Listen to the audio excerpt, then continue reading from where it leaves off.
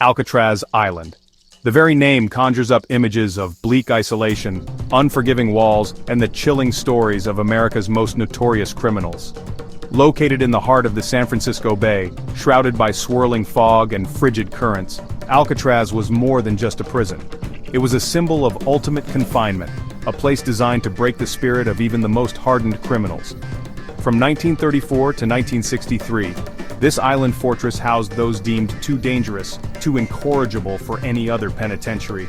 Alcatraz was no ordinary prison. It was intended to be a place of absolute security, a supermax facility decades before the term was coined. Its purpose was twofold: to isolate and punish the most difficult inmates in the federal prison system, and to serve as a stark deterrent to those who might contemplate challenging the authority of the law.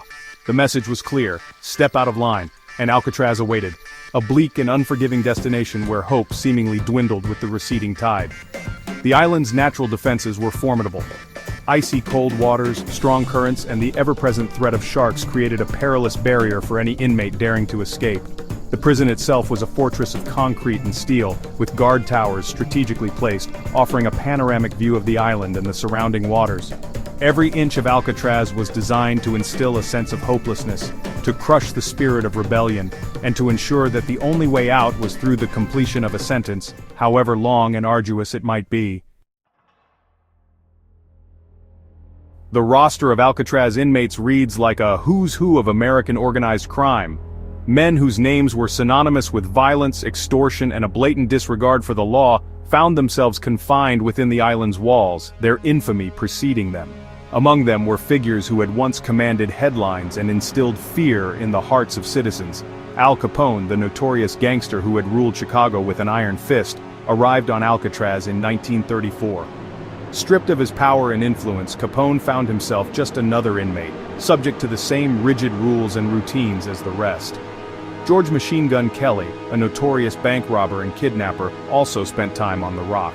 Despite his fearsome reputation, Kelly was said to have been a model prisoner, a testament to the effectiveness of Alcatraz's strict disciplinary measures. Robert Stroud, known as the Birdman of Alcatraz, became one of the prison's most infamous residents. Although his nickname suggests a connection to birds on the island, Stroud was actually a convicted murderer who developed a keen interest in ornithology while incarcerated at Leavenworth Penitentiary. He was never allowed to keep birds at Alcatraz, but his story, later popularized in a book and a film, further cemented the island's place in public imagination. These men, once seemingly invincible, were brought low by the unforgiving regime of Alcatraz. Their stories, whispered among the cells and carried on the wind, served as a constant reminder to their fellow inmates of the price of transgression. Life inside Alcatraz was governed by an unyielding routine, a carefully orchestrated schedule designed to maintain order and control. Each day followed a strict timetable, beginning with the pre-dawn clang of metal on metal as the cell doors slid open, signaling the start of another monotonous day. Inmates rose from their Spartan bunks, the chill of the bay seeping through the thick concrete walls. Breakfast, a simple affair of porridge, toast, and coffee, was served in the mess hall. Silence was strictly enforced, the clatter of cutlery and trays the only sounds permitted. After breakfast, inmates marched in single file to their assigned work details. Labor was not just a means of keeping the prisoners occupied, it was considered an integral part of their rehabilitation, a way to instill discipline and a work ethic. Some inmates worked in the prison's industries, sewing clothes or making furniture. Others were assigned to maintenance tasks, cleaning the cell blocks or working in the kitchen. The work was often tedious and physically demanding, but it was a welcome distraction from the monotony of confinement. Afternoons were dedicated to exercise, a brief respite in the prison yard where inmates could stretch their legs, breathe the fresh air, and perhaps catch a glimpse of the tantalizingly close yet utterly unattainable cityscape beyond the island's shores. Evenings were spent in the cell blocks, the only sounds the murmur of voices and the occasional clang of a guard's keys. For those who dared to defy the rigid rules of Alcatraz, punishment was swift and severe. The most dreaded form of disciplinary action was confinement in D Block, more commonly known as the Hole.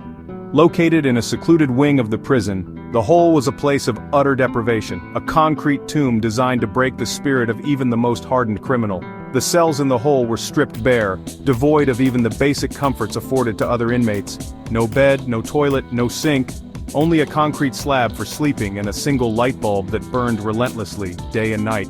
Food was scarce, often nothing more than bread and water, and human contact was strictly forbidden. Days bled into nights, marked only by the passage of time and the gnawing pangs of hunger. The psychological impact of solitary confinement in the hole was devastating.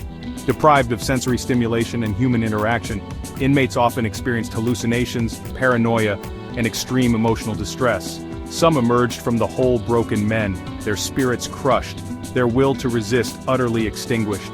The hole was a stark reminder of the price of disobedience, a chilling testament to the depths of human cruelty.